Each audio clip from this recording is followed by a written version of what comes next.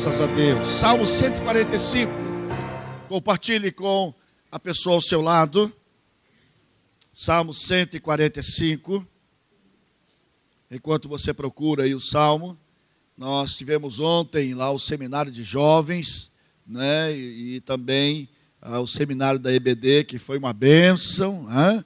Graças a Deus. Tanto de Salmo 145, somente o verso 18. Ok?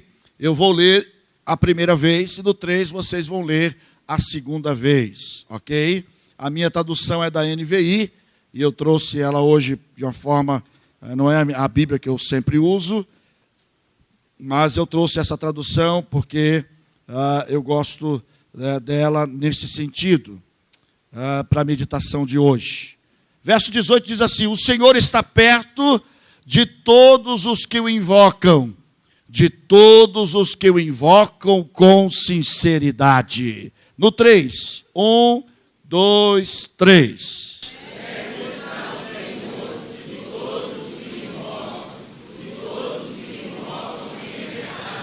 Amém?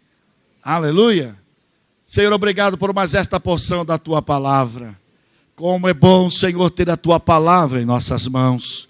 Como é bom saber, ó Deus, que tu falas conosco, Senhor.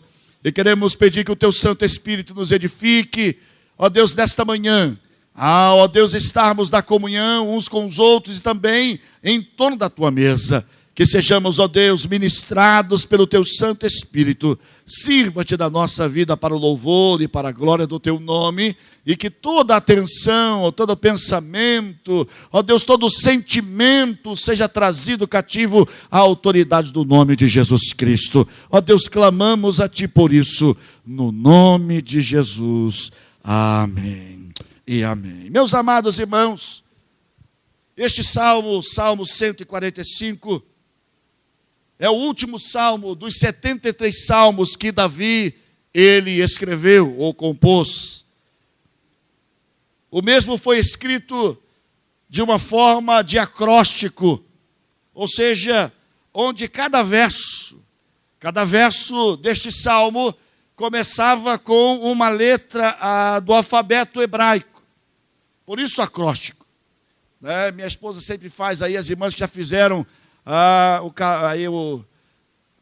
Mulheres em Ação, né, e etc e tal, o curso aí ministrado pela minha esposa, ela sempre entrega um quadro com um acróstico do nome da pessoa, não é isso? Que as irmãs têm em casa, vejo na casa das irmãs, dos irmãos, está lá o quadrinho lá, né, e etc. Aquilo ali não é brincadeira não, aquilo ali é coisa séria. E na verdade, meus amados irmãos, estes salmos, na verdade, em formato de acróstico, na verdade era para fazer com que o povo lembrasse de algo, não esquecesse. Cada letra do alfabeto tinha o seu sentido. E há 8 salmos, no livro dos salmos, dos 150 salmos, há 8 salmos em acróstico. E desses 8, 5 são atribuídos a Davi. Aonde Davi, na verdade, ele escreveu. Às vezes a gente pode pensar, muitos de nós podem estar pensando que os salmos foram todos escritos por Davi. Não. Davi só escreveu 73 dos 150. E outros salmos foram escritos por outros salmistas, como Moisés, como Asaf, como Geduntum e outros mais. Como os filhos de Coré, ou de Corá. Não é? Na verdade, meus amados irmãos, quando se escrevia o salmo em formato de acróstico, é para fazer lembrar ao povo a soberania de Deus, a grandiosidade de Deus. E para o nosso contexto hoje, meus amados irmãos, foi a maneira que Deus estabeleceu para nós, para mim e para você, para que nós pudéssemos perceber também a grandiosidade de Deus de A a Z.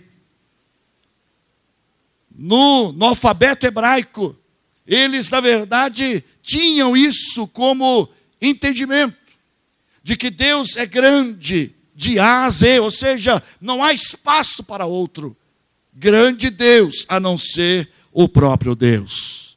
Por isso, meus amados irmãos, Deus, ele é tão grande, Deus, ele é tão grandioso, mas que Ele se relaciona com cada um de nós. Deus, Ele é grandioso, Ele é tremendo, Ele é enorme. E quando eu era criança, na escola bíblica dominical, porque eu tive o privilégio de nascer no lar evangélico, e na escola bíblica dominical, a gente ouvia da grandiosidade de Deus e a gente cantava as musiquinhas dizendo que Deus era grande, que Deus era maravilhoso. E a ideia que a gente tinha na cabeça é que Deus era grandão, né? E que a mão de Deus era enorme, né? Que o pé de Deus era enorme. A gente tinha uma fantasia infantil, né? O mundo de Bob, né?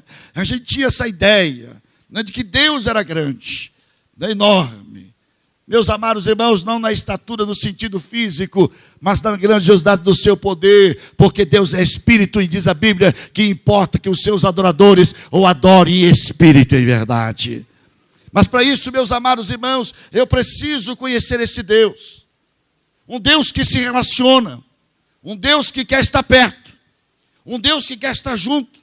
E no verso 18 que acabamos de ler, que lemos nesta manhã, que o salmista diz que Ele está perto, que o Senhor está perto dos que o invocam, dos que na verdade buscam. Deus se aproxima, Deus na verdade se relaciona, Deus na verdade, meus amados, se importa com aqueles que o buscam, aqueles que o invocam. Deus se importa com a gente, apesar da gente, apesar das nossas mazelas, apesar das nossas, quem sabe, os nossos deslizes. Ele se importa com a gente. E a Bíblia diz que Ele quer estar perto. E diz o texto, meus amados irmãos, que isso me faz lembrar lá do Éden. Quando a Bíblia fala que Deus está perto, Ele se aproxima, Ele na verdade quer relacionar-se, Ele se importa conosco. Isso me faz pensar lá no Éden. E eu gostaria que vocês fossem comigo nesta viagem, lá no Éden, com Adão e Eva. Quando naquele dia fatídico da queda do homem. E diz a Bíblia lá no livro de Gênesis, no capítulo de número 3, que eu gostaria de ler com vocês nesta manhã. Que vocês pudessem acompanhar comigo a narrativa bíblica. Capítulo 3 de Gênesis, do verso 7 ao verso 10. Diz assim, a Bíblia diz que naquele dia, os olhos dos dois se abriram, de Adão e Eva se abriram, e perceberam que estavam nus. Então, juntaram folhas de figueira para cobrir-se.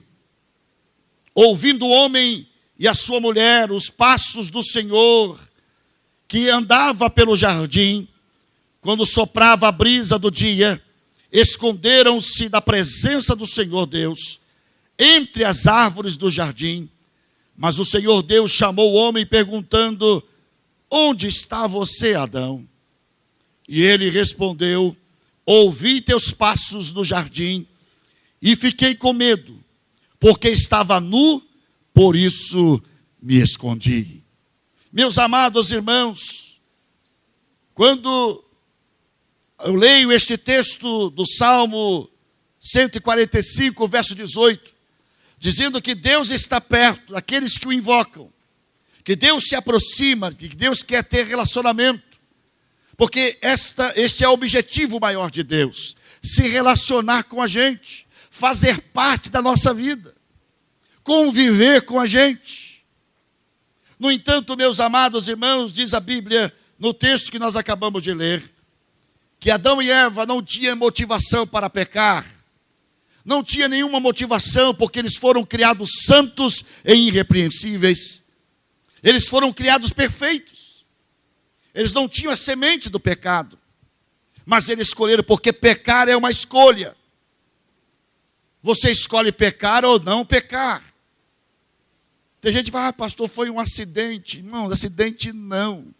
Tem acidente que é involuntário e tem acidente que é voluntário. Não é verdade?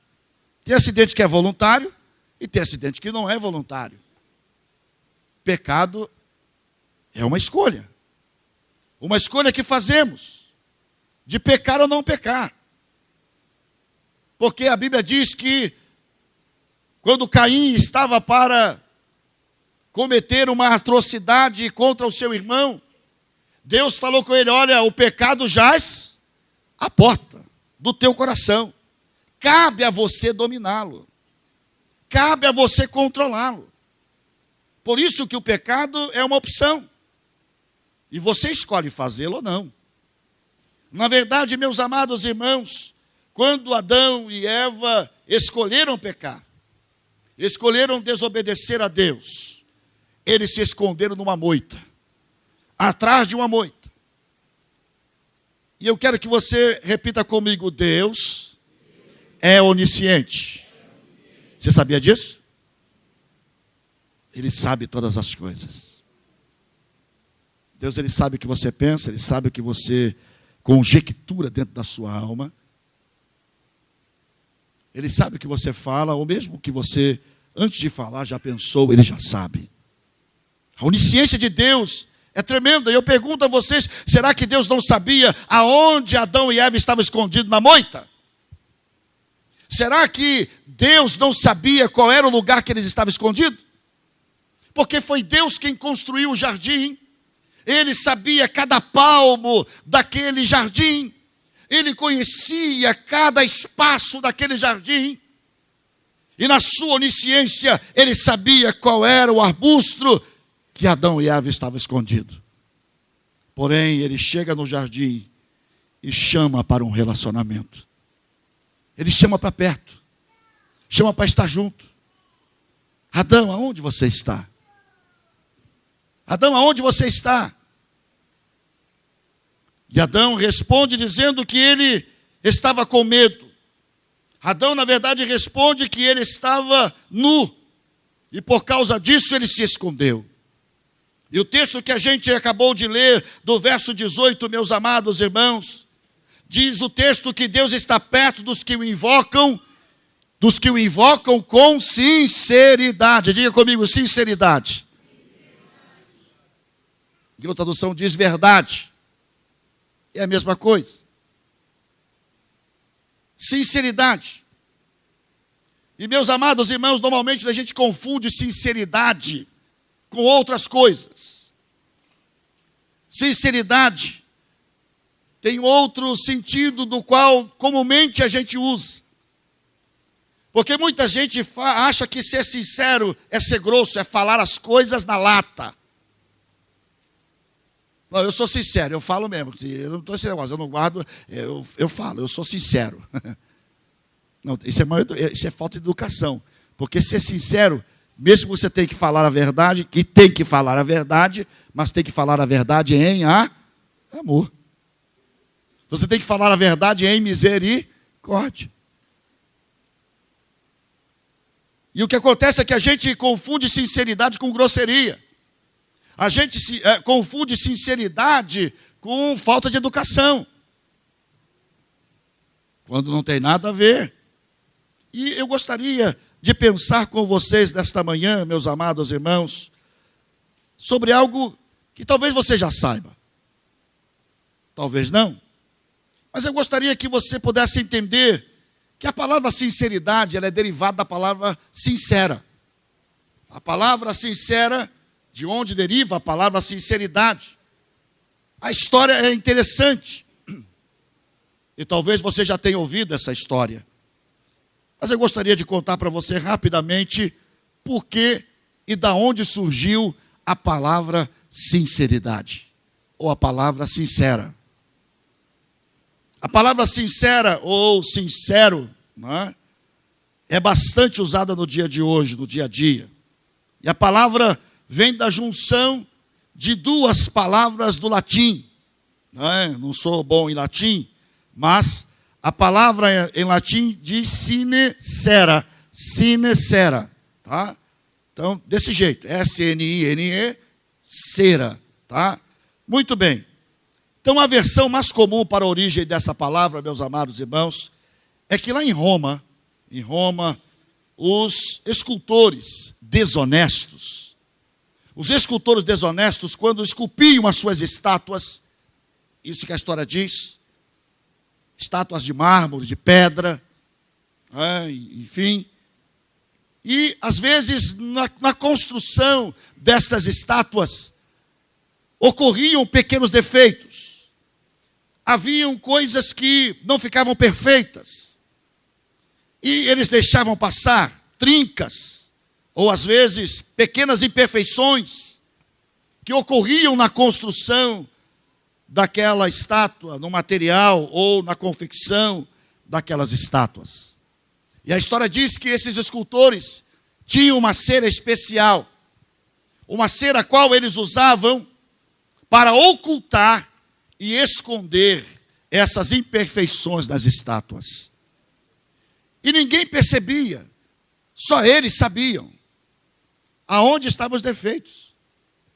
As pessoas chegavam e encantavam-se com as estátuas e compravam as estátuas, e de um modo que o comprador não percebesse, levava para casa. E com o tempo as pessoas que compravam essas estátuas descobriam as imperfeições, porque a cera começava a secar, a ressecar-se, e ela começava a trincar aonde estavam as imperfeições.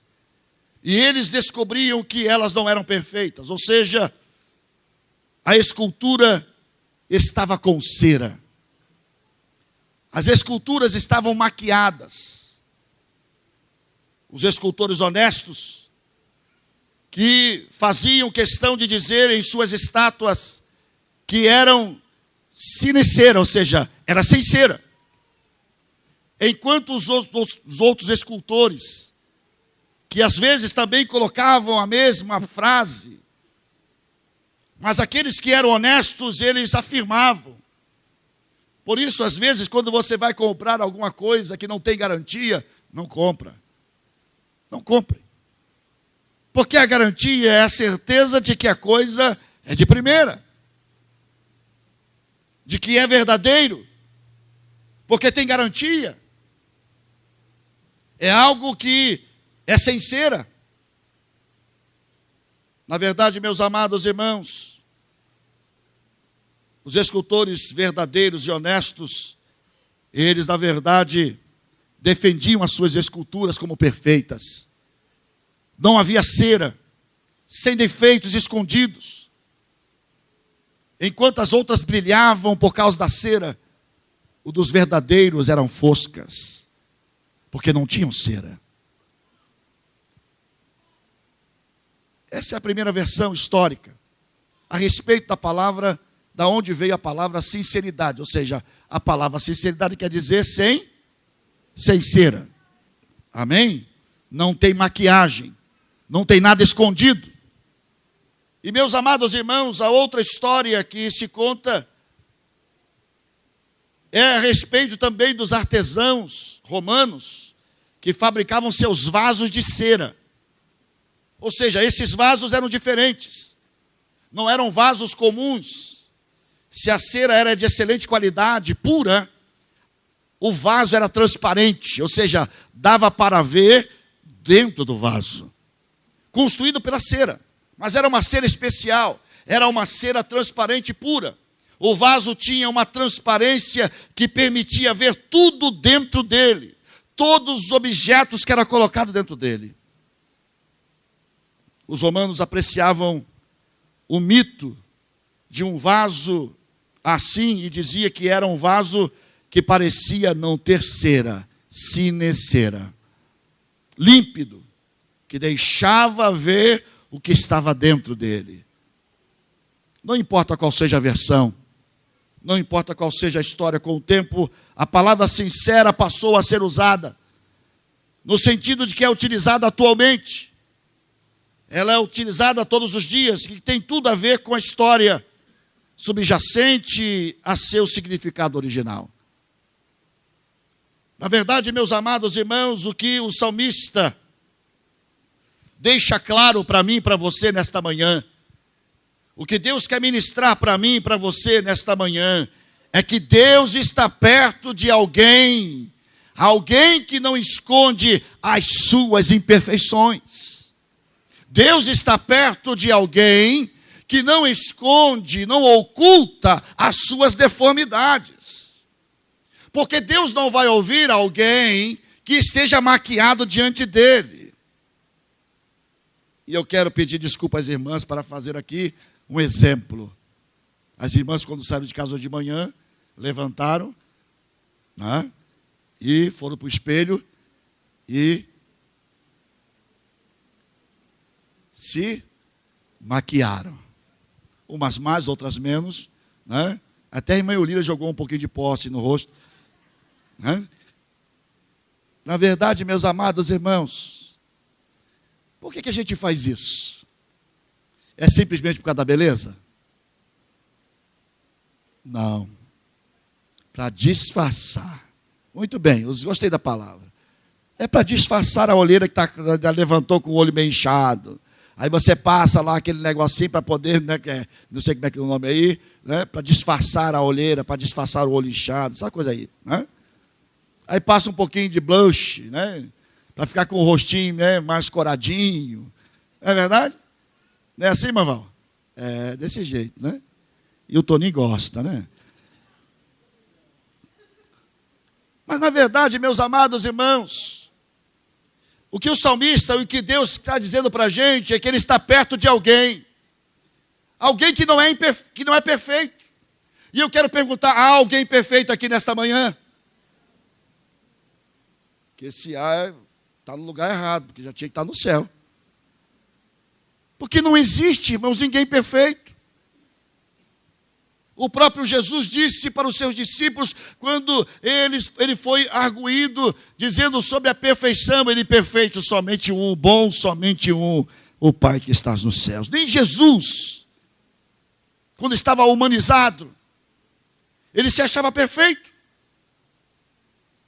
Meus amados irmãos, é preciso entendermos que Deus se aproxima de alguém que é imperfeito.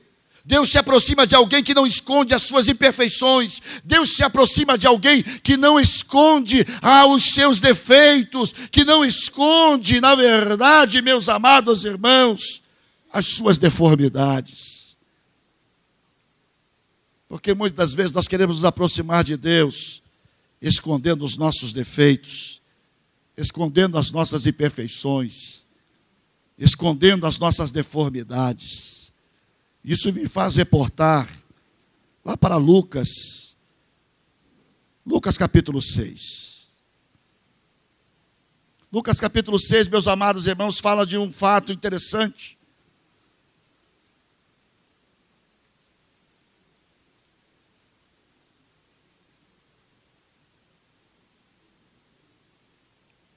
Lucas 6, do verso 10.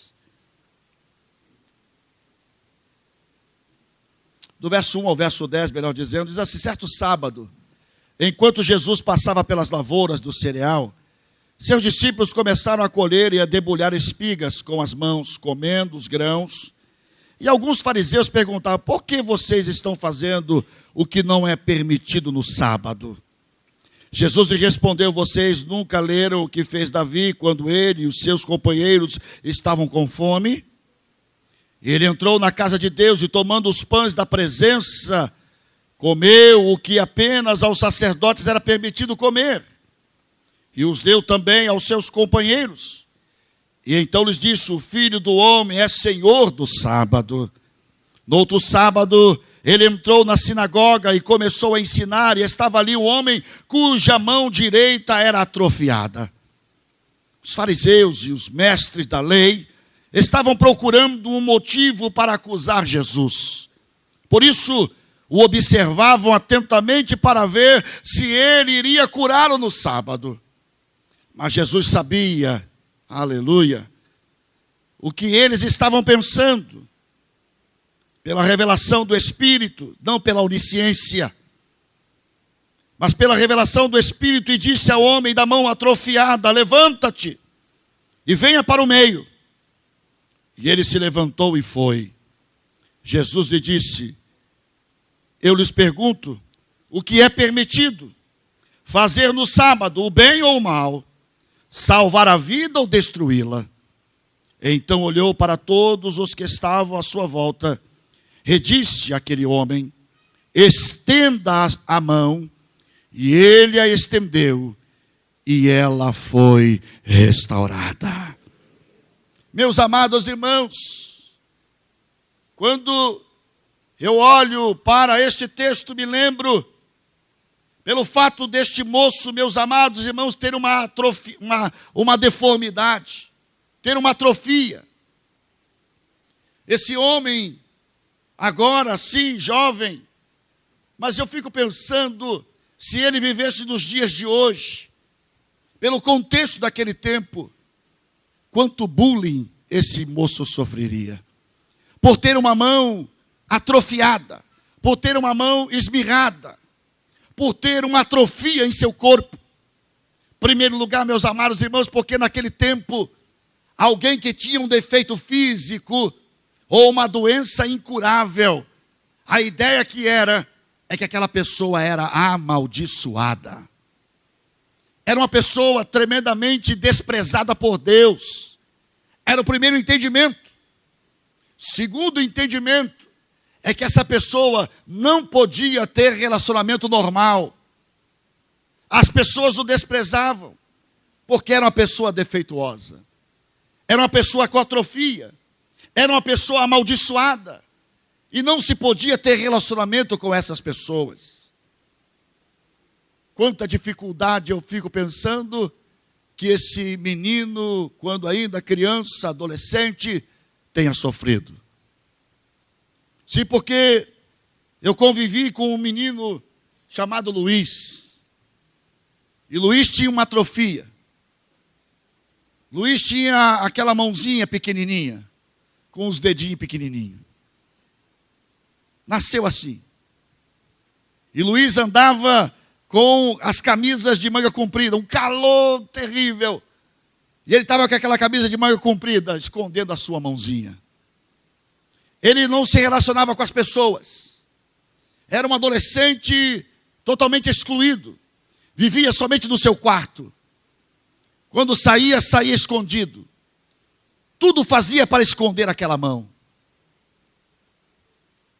E um dia nós encontramos com Luiz. E começamos a trabalhar com Luiz. Trabalhar com a sua família. Começamos a fazer discipulado com eles.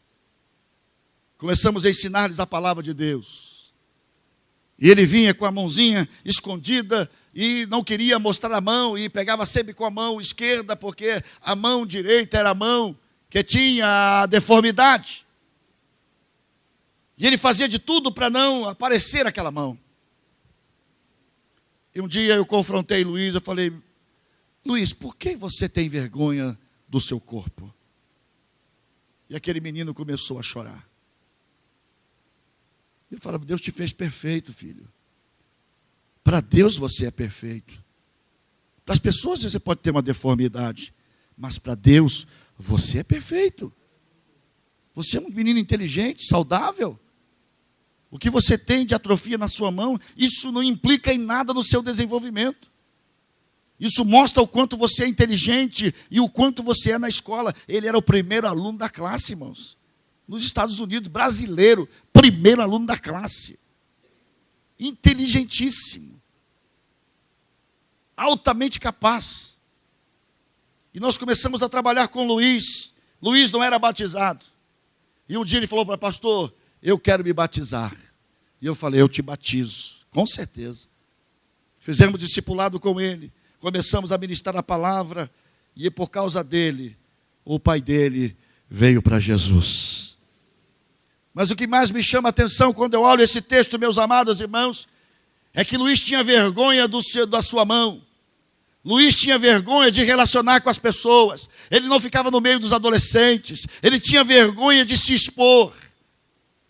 Ele tinha vergonha de que as pessoas pudessem, quem sabe, desprezá-lo pela sua deformidade. Mas eu comecei a trabalhar com o Luiz na medida que eu fui fazendo discipulado com ele. E quando chegava na casa dele para cumprimentá-lo, ele vinha com a mão esquerda. Eu falei: não, eu quero a mão direita. E ele vinha com aquela mãozinha, apertava a mãozinha dele e falava: Deus te abençoe. E ele ficava vermelho. E eu não falava nada, vamos para o estudo e tal. E eu ia embora. Quando eu ia embora, eu falei: Luiz, Deus te abençoe, a paz do Senhor. Ele vinha com a mão direita, e ele vinha com a mãozinha, Deus te abençoe. Isso foi passando algumas semanas. E quando eu vejo Luiz no domingo na igreja, no culto, Luiz estava de manga de camisa e a sua mão estava exposta. Já não tinha mais vergonha, já não tinha mais medo de se expor, já não tinha mais medo de ser quem ele era. Ele não estava mais escondido atrás de tantos fantasmas, de tantos medos. E pasmem vocês, esse menino, hoje, praticamente está formado como engenheiro do MIT, da melhor faculdade de engenharia do mundo. Um menino que tinha uma atrofia, é um dos maiores engenheiros do mundo hoje. Sabe por quê? Porque muitas vezes a gente acha que é tão bom, que a gente se esconde tantas deformidades, a gente esconde tantas imperfeições na nossa vida. E esse moço, meus amados irmãos, que Jesus aqui faz referência, ele entrou e ficou lá no fundo, escondido, porque tinha vergonha da sua deformidade. As pessoas tinham vergonha dele. E a história diz que ele sentou-se lá atrás. Mas Jesus viu o homem, Jesus viu a sua deformidade, Jesus viu o que ele estava passando. E aquele moço, quantos micos já tinha passado na vida? Quantas situações ele já tinha passado de humilhação? E naquele dia, desculpas da expressão, Jesus faz ele pagar mais um mico. E diz assim: ei moço, levanta aí. E o moço deve ter ficado vermelho, deve ter ficado de tudo quanto é cor. No meio da sinagoga, Jesus manda que ele levante, lá no final. Levante aí, moço. E o moço se levanta meio acanhado, vermelho, pálido, sei lá. Ele se levanta com medo do que as pessoas poderiam condená-lo, linchá-lo. Jesus diz: olha, venha para o meio. Venha aqui para o meio. Venha para perto de mim. E aquele homem com medo, quem sabe receoso, ele caminha em direção a Jesus e chega perto de Jesus, perto de Cristo. Jesus olha no olho dele e quem sabe dizendo: olha, eu não estou nem aí para a sua deformidade, porque eu estou preocupado com você. É você que eu me interesso. É a sua pessoa que é mais importante para mim. E meus amados irmãos, quando Jesus chama aquele homem para o meio, ou seja, todos os olhos, todas as atenções se dirigem para Jesus? Não, para aquele homem. O homem com a mão atrofiada, o homem com a mão ressequida, com deformidade. Jesus o coloca no meio e a atenção de todos se dirige para ele. E Jesus diz: olha, primeiro ele faz a exortação a todos sobre a questão do sábado, porque há tantas pessoas preocupadas com tantas coisas e esquecem do principal. Estão preocupados com as estéticas, estão preocupados com tantas coisas banais da vida e esquecem do melhor, do maior. E Jesus chega para aquele moço no meio, onde a atenção era de todos, e chega para aquele moço e fala: estende a sua mão. E meus amados irmãos, eu quero dizer para você nesta manhã, não importa qual seja a sua imperfeição, não importa qual seja a sua deformidade, porque na medida em que você chega perto de Deus e estende e coloca diante dele a sua deformidade ou a sua imperfeição, na medida em que você coloca essas coisas diante de Deus, elas vão desaparecendo da sua vida. Quando a gente chega perto de Deus e coloca diante de Deus as nossas imperfeições, coloca diante de Deus as nossas deformidades, coloca diante de Deus as nossas atrofias, porque Deus não espera que você chegue diante dele perfeito. Você vai sempre chegar diante dele imperfeito, atrofiado, deformado. Sempre vai chegar. No entanto, meus amados irmãos, a gente quer maquiar. A gente acha que maquiando diante de Deus, a gente vai conseguir alguma coisa. E aquele homem, na medida que ele estende a mão atrofiada, Jesus diz, estende a tua mão. E na medida que ele estende a mão em direção a Jesus, a sua mão começa a ficar curada. A mão que era atrofiada, na medida que eu chego para perto de Cristo, na medida em que eu dirijo a minha mão para perto do Senhor, ela vai ficando boa. Na medida em que você coloca as suas imperfeições e deformidades, as suas atrofias diante de Deus, elas vão desaparecendo. Mas, meus amados irmãos, a sociedade que a gente vive, a sociedade, e às vezes até dentro da igreja, quer nos impor a viver um padrão estético, a viver um padrão que esconda as nossas imperfeições, esconda as nossas trincas, esconda as nossas atrofias, porque a gente acha que é bom, o suficiente, com rachas, com atrofias da nossa vida, com imperfeições, com deformidades escondidas, atrás de uma estética, atrás de uma roupagem, na qual nós não somos aquilo. Porque nós queremos parecer agradáveis, nós queremos parecer aceitáveis. As pessoas não podem saber as nossas atrofias, elas não podem descobrir as nossas deformidades. A sociedade impõe sobre nós isso. Eu não sei se vocês viram nos jornais, aconteceu semana passada ali em Itaquaquecetuba. Souberam? Pouca pessoa está sabendo. Quem soube o que aconteceu lá em Itaquaquecetuba semana passada agora? De um estrupador que foi pego pela polícia. O homem que estrupou mais de 20 mulheres. E a última que ele estrupou na frente da mãe. Pegou a moça e a estrupou dentro do seu próprio carro.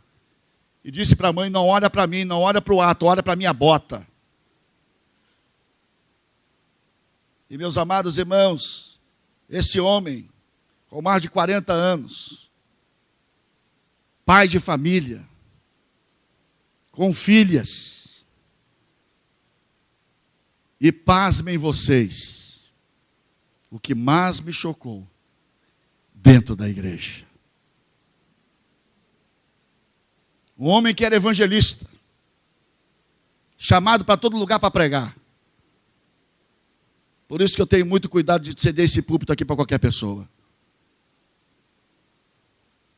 Tem mais pessoas que não convidam as pessoas, irmão, só convido quem eu sei que eu posso convidar. Pessoa que tenha vida no altar, seja séria. E esse homem dentro da igreja, por anos a fio, com deformidades e atrofias na sua alma, dizendo servir a Deus, cometendo atrocidades terríveis, falando em nome de Deus, usando a Bíblia, cheios de imperfeições e deformidades, rachaduras em sua vida, atrofias em sua alma. E quantos de nós nesta manhã estamos, talvez não como este homem, não espero que haja aqui alguém semelhante, que Deus nos livre disso. Mas quantas atrofias você tem na sua alma hoje? Quantas deformidades você tem vivido e mascarado, colocando cera para aparentar ser algo que você não é. Dizendo para as pessoas algo. Por isso que o pastor Silmar, numa sua das mensagens, diz que quer conhecer uma pessoa, come 1 quilo de sal com ela, ou então vai morar com ela durante 1 mês. Que você vai saber quem ela é.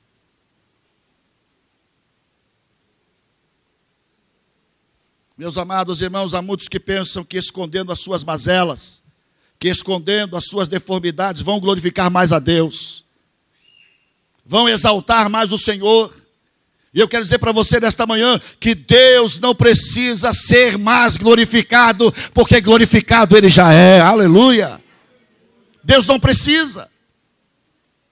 Eu é que preciso glorificá-lo, para que Ele, na verdade, me abençoe, para que a minha vida possa ser protegida e guardada por Ele, para que eu possa viver a sua direção e o seu favor. Eu que preciso glorificá-lo e exaltá-lo. Mas a Bíblia, meus amados, diz que o Senhor não precisa mais de ser mais glorificado, de ser mais exaltado. Ele já o é, Ele é grandioso, Ele é poderoso. E nesse texto que a gente leu, do Salmo 145, diz o verso 3, que Ele, na verdade, Ele é grandioso. Aleluia! Ele é grandioso, não há limites da sua grandiosidade. E meus amados irmãos, quantos de nós está escondendo as suas deformidades? E quando a gente pensa nisso, amados, a gente lembra lá de Lucas 18. Lucas 18 fala de um episódio interessante, de uma grande reunião de oração. Uma grande reunião de oração, e Jesus faz, na verdade, aqui uma menção a essa reunião. Lá em Lucas 18, verso 9, Jesus diz assim: há alguns que confiavam em sua própria justiça e desprezavam os outros. Jesus contou-lhes uma parábola. 2 homens subiram ao templo para orar. Um era fariseu e o outro publicano. O fariseu em pé orava no íntimo: Deus, eu te agradeço porque não sou como os outros homens, ladrões, corruptos, adúlteros, nem mesmo como este publicano. Jejuo 2 vezes por semana e dou o dízimo de tudo quanto ganho. Mas o publicano ficou à distância. Ele nem ousava olhar para o céu, mas batendo no peito como ato de humilhação dizia: Deus tem misericórdia de mim que sou pecador. E eu lhes digo que este homem, e não outro, foi para casa justificado diante de Deus, pois quem se exalta será humilhado, e quem se humilha será exaltado. Meus amados irmãos, é preciso que a gente entenda quantas das vezes estamos julgando as pessoas, estamos condenando pessoas pelos atos que praticam, estamos, quem sabe, nos colocando como juízes e às vezes dizendo que somos melhores, porque quando julgamos, nós estamos dizendo que somos melhores do que o outro. Quando você faz algum julgamento, você está dizendo: olha, eu sou melhor do que você. Quando na verdade, meus amados irmãos, se a gente fizer um levantamento criterioso, a gente vai descobrir quantas deformidades, quantas imperfeições, quantas trincas, quantas rachaduras. Não podemos de forma alguma usar ou ser, na verdade, como esse fariseu que se colocava como perfeito. Eu te agradeço porque não sou como os demais. Que tipo de oração, hein? Que tipo de oração? Mesmo em relação aos pecadores, meus amados irmãos, nós que já somos cristãos em Cristo, jamais poderemos fazer uma oração dessa. Diz: Senhor, obrigado porque tu me salvaste, não sou como esse vizinho aqui, Senhor, tem misericórdia. Manda fogo para queimar essa gente aí. Quem somos nós? Quem sou eu? Quem é você? Para julgar, para condenar alguém. Jesus, na verdade, meus amados irmãos, neste texto, Ele está dizendo: olha, eu estou perto daqueles que me invocam com sinceridade. Pessoas que são sinceras, que não falam aquilo que pensam, que não expressam aquilo talvez que sentem, mas que se colocam diante de mim reconhecidos das suas deformidades, reconhecendo as suas imperfeições, sabendo que dependem e precisam de mim todos os dias das suas vidas. Independentemente das suas deformidades ou das suas atrofias. Meus amados irmãos, tudo isso, o salmista, ele coloca para a gente, neste Salmo 145, no verso 18, o Senhor está perto de todos, não é de alguns, de todos os que o invocam, mas de todos que o invocam em sinceridade, em verdade. Não há cera, não há máscara, não há, na verdade, algo que possa esconder. E é isso que Deus está ministrando para mim e para você, para refletir, para pensar, que Deus está perto de quem o invoca com verdadeira sinceridade, que não esconde deles as suas imperfeições ou deformidades, que não chega diante de Deus como justo, porque somos justificados pela graça e pela misericórdia de Deus. A Bíblia diz que é o sangue de Jesus Cristo, seu Filho, que nos purifica de todo o pecado.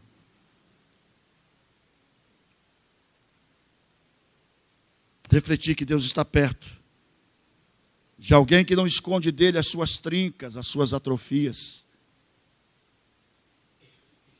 Deus está perto de alguém que não tem medo de expor, que não tem medo de expor diante dele as suas imperfeições. Adão e Eva se esconderam porque tiveram medo de expor a sua nudez, medo de expor as suas vergonhas. Tiveram medo e se esconderam. Mas, meus amados irmãos,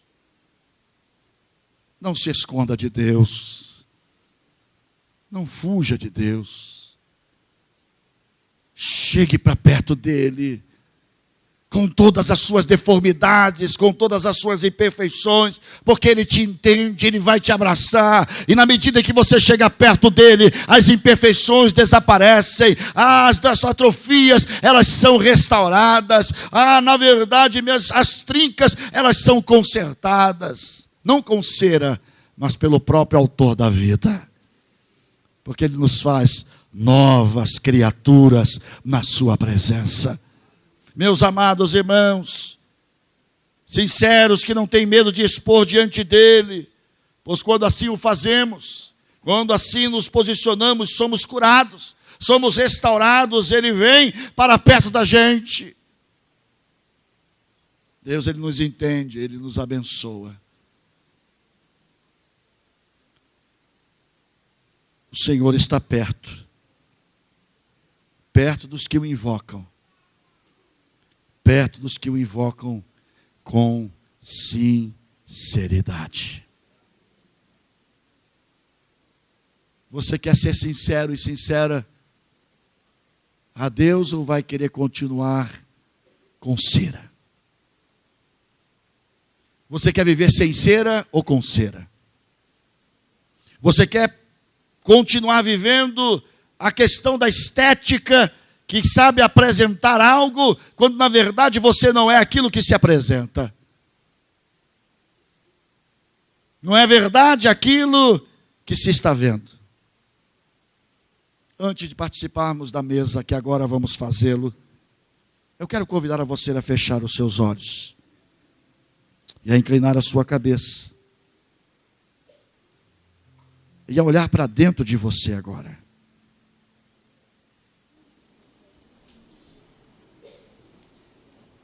O salmista diz: vê, Senhor, em mim se há algum caminho mau. Senhor, prescruta o meu pensamento, os meus sentimentos.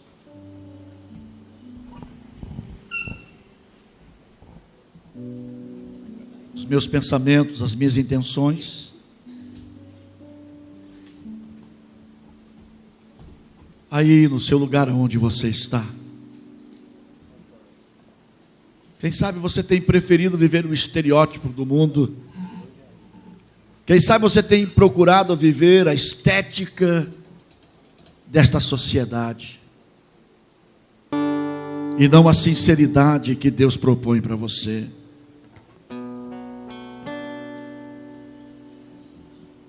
Mas nesta manhã Deus está te chamando para perto. Deus te chamando para estar perto dEle. Ele quer que você venha para perto dEle. Ele não quer que você venha perfeito. Ele quer que você venha com as suas deformidades. Ele quer que você venha com as suas atrofias. Ele quer que você venha para perto dele com as suas rachaduras.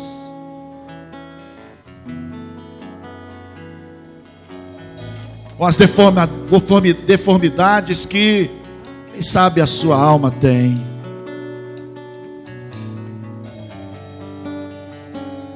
Jesus está dizendo: vem para perto de mim, porque perto de mim você será restaurado. Perto de mim você será restaurada, curado, curada.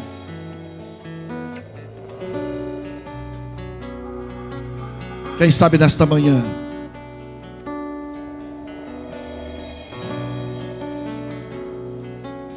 você olhar para dentro de você agora, porque você se conhece. Eu me conheço. Quantas imperfeições, quantas atrofias, deformidades ainda precisam ser restauradas na minha vida, porque não sou perfeito. E eu reconheço isso diante de Deus todos os dias. Às vezes me pego brigando com Deus, dizendo: Senhor, por que disso? Paulo, ele expressava dizendo que o bem que ele queria fazer ele não fazia, mas o mal ele sempre estava praticando. Miserável homem que sou, disse Paulo, que não conseguia vencer a si mesmo. Deus não espera que cheguemos diante dele com orelhas da cabeça, com asas nas nossas costas, todo de branquinho. Não. Ele quer que nos acheguemos a ele, seja da maneira que estivermos, mas com o coração quebrantado e contrito, com uma alma derramada diante dele, dizendo: Senhor, tem misericórdia de mim, miserável pecador. Aí no seu lugar, quem sabe Deus mostrou para você nesta manhã, trouxe à sua memória deformidades, atrofias da sua alma, imperfeições, rachaduras da sua vida. Se Deus tem mostrado para você, é porque você precisa tomar um posicionamento. E se Deus tem falado com você, meu amado irmão, como falou comigo, aí no seu lugar onde você está, se Deus tem falado com você, enquanto todos nós estamos orando, eu quero pedir a você com sinceridade, diante de Deus, porque Ele te vê, Ele está vendo você aqui agora, Ele sabe o que está na sua alma, no seu pensamento, nas suas intenções, Ele sabe tudo.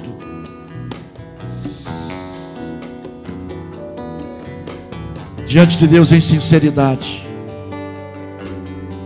se você precisa chegar para perto de Deus hoje, como aquele homem veio para o meio e ficou perto de Jesus com a sua atrofia, mas não saiu atrofiado, saiu restaurado.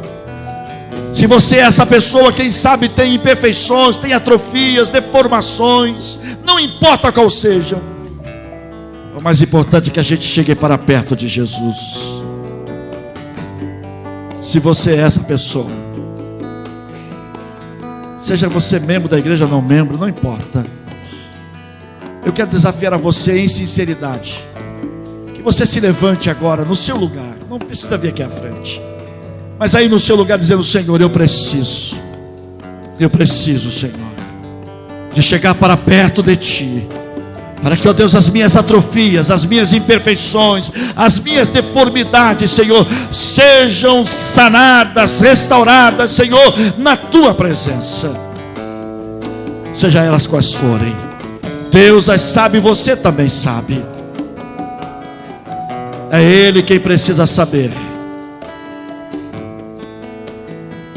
Aí no seu lugar, coloque a mão no seu coração e fique de pé, dizendo: Senhor, eu preciso dessa restauração. Eu preciso, Senhor, que a minha alma seja restaurada dessa atrofia, Senhor, que tem me impedido de crescer, que tem me impedido de ser melhor, que tem me impedido, Senhor, de ser melhor marido, melhor esposa, melhor filho, melhor filha, melhor cidadão, melhor cidadã. Me ajuda, Senhor, a vencer as minhas deformidades, Senhor. São tantas. Tem misericórdia de mim, Senhor. Tem misericórdia de mim. Aí no seu lugar onde você está, coloque a mão no seu coração nesta hora, em nome de Jesus, e faça a sua oração sincera a Deus agora. Faça a sua oração sincera, meu irmão, minha irmã. Ele coma nasco e palavra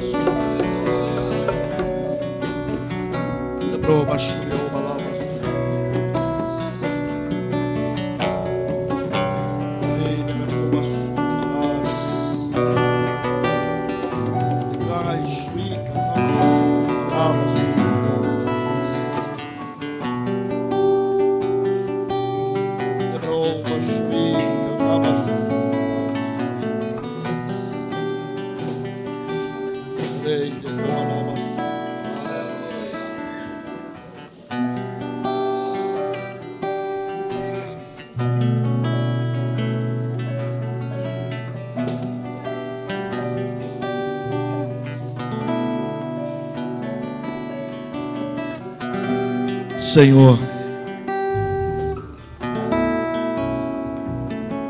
não há palavras para dizer diante de Ti. O que poderíamos dizer, Senhor, diante dos Teus olhos? O que poderíamos dizer, Senhor, diante da Tua presença? Como poderíamos nos justificar, Deus, diante de Ti? Se não a dizer-te, Pai, tem misericórdia de nós. Usa de graça, Senhor, para com a nossa vida nesta manhã.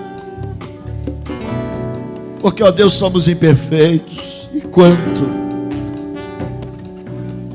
temos, ó Deus, rachaduras na nossa vida.